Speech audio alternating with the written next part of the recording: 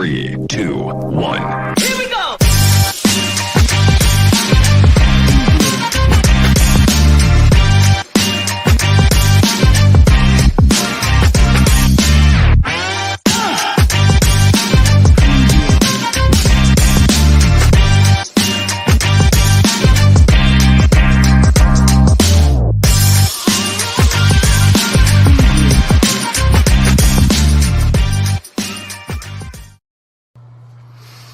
Ahoy, friends. It's me, Dave Landau. After a long night on stage, I like to kick back with a captain's hat and a fine cigar and watch the Dennis and Andy show. These guys are huge nerds, but they're the kind that you actually want to hang out with. Enjoy them. I do. Oh, Dave, please. We don't need our ego stroked that much. But since you did, and we are nerds, we are here today to talk nerddom, which would be the review for Morbius. Morbius. We went and saw it. Everybody was excited to see how he was going to suck the blood out of the audience. And he sucked my soul out instead. An hour and a half later, or about an hour 45 later, I walked out feeling soulless. I felt like I was sucked. It kind of sucked. There was the obligatory chair between Dennis and I. You know, when two dudes go see a movie and it's not packed, you got to have the seat in between the two dudes. That is true, especially in a movie that bad that sucked. I will say that I have seen worse movies, which we'll get into in a minute. But let's discuss Morbius. So this thing was originally supposed to come out, was it 2020? Yeah, yes, it has been. I'm trying to remember, was it 2020 or 2021 it was originally supposed to come out? I thought it was late 2020, and then it got pushed back multiple times. All right, so we'll go with it was originally supposed to come out late 2020, and then, of course, COVID, so it got pushed back to, I believe, spring of last year, and then fall of last year, and then earlier this year, and then finally April 1st. Was it an April Fool's joke? No, the movie did come out. We all know it stars Jared Leto, who played the Joker. And I admit, I was really, really, really looking forward to it as well. Especially after coming off, this is part of the Spider-Verse or the Venom-verse. That's what I say, yeah. And the good news was we just came off of Spider-Man No Way Home, which was an absolutely phenomenal movie. So we know Sony can make movies. Well, I don't know if I would compare those two, because Marvel had a big hand in the Spider-Man one. They did, and this is the if I was going to compare anything, I'd compare Venom. Yeah, I would too. Because that's that's more of an equal comparison. But we literally just got off the hype, is what I'm saying, of a great, phenomenal Sony movie. Right. And my biggest turn off going into this was that it was Matt Sazama that actually wrote it. And he wrote a movie that I really hate, The Gods of Egypt. It was I never saw that. It was so bad. That's why I never saw it. One of my, I despise seeing that movie. It was terrible on every front. And I was like, oh no, could he do better in this movie? So I was leery going in, but I was kind of hopeful. Jared Leto is a character actor and he really gets involved. So you're either going to love his performance usually, or you're going to hate his performance. So that's what my expectation was going into this. And I didn't hate his performance, from a story standpoint, and we'll try to stay away from spoilers. From a story standpoint, I can't remember the last time I've seen a movie with such a simple story structure. I told my daughter went and saw it too. Yeah. And I told her, I said, it was like a kid's movie. She's like, you can't take a kid to this movie. And I'm like, no. I'm not saying you take a kid to this movie. I'm saying that the complexity of the plot in this movie was like not a cartoon, a live action movie for a 10 or 12-year-old. That was how complex this story was. In other words, simplistic. There were no layers to this story whatsoever. Nope, there's no onion layers to peel back. There's nothing to peel back. So typically in role-playing terms, This is a linear story where you would go from point A to point B to point C to point D. However, this movie didn't quite do that. It went from point A to point C to point E to point G. And it made you fill in all the gaps in between. And you just had to roll with it and go, but wait a minute, what about, oh, no, don't worry about that. Just fill it in. Oh, right. Okay. So the only thing that I can say about the movie plot itself is there has to be an hour's worth of material sitting on the cutting room floor. There's got to be stuff, because there were definitely plot holes in it. And there were just things where you're like, wait, what? And you're like, oh, they probably cut a scene out to try to get the tension up or something. Jared Leto, once again, I mean, the dude does a lot of movies now. I think he's actually better. I mean, Jared Leto, he's a good-looking dude. He could easily be leading man, and that's all he does. But he'll gain weight for roles. He'll lose weight for roles. Obviously, for this one, he packed on some muscle.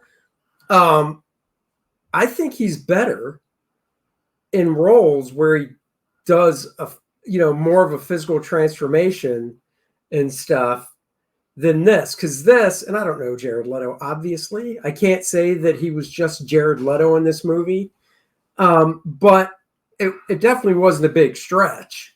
Well, I was expecting either this to be a complete terrible performance or a marvelous performance, like I had reviewed. Marvelous. It wasn't. It was meh. Right. It was an okay performance. Okay. Literally, they could have picked any other actor out there. Hey, Keanu Reeves, you want to take him? Hey, they could have taken, I can't say Bob Saget anymore, but you could literally pick anybody in Hollywood and say, why don't you pick this role? And they could have filled in this role. That's how simplistic it was. It was just okay, but he wasn't terrible. No. Matt Smith, who, of course, they teased a little bit in the trailer, obviously is the antagonist.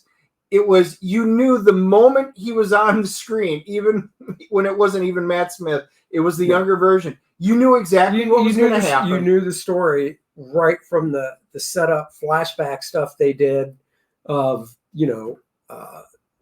Michael Morbius's character meeting this guy Milo when they were like 10, 12 years old. As soon as that, you're like, oh, I know where this is going to go. And I love Matt Smith. Again, Doctor Who fan. I loved him in Doctor Who. He really is a talented actor. Who's on first? And yeah. Doctor what? Yeah, who's in first? What's in second? And I don't know is on third. Doctor Who. Oh. Yep. So he was okay. Yeah, he was just okay too. Everybody was just okay. The girl who played Martine, Dr. Martine. Yeah. She's Adria Arjona. I didn't know her from a lot. She was from Pacific Rim Uprising. She was kind of the highlight of the movie from the acting, I thought. Jared Harris was Dr. Nicholas. And I was like, oh, I love him. Yeah, he's good. And he had almost no role in the movie. Okay. It was meh. Everybody was just, it's like everybody, when they filmed this movie, was just like, it's Morbius. Yep. Let's just get it done.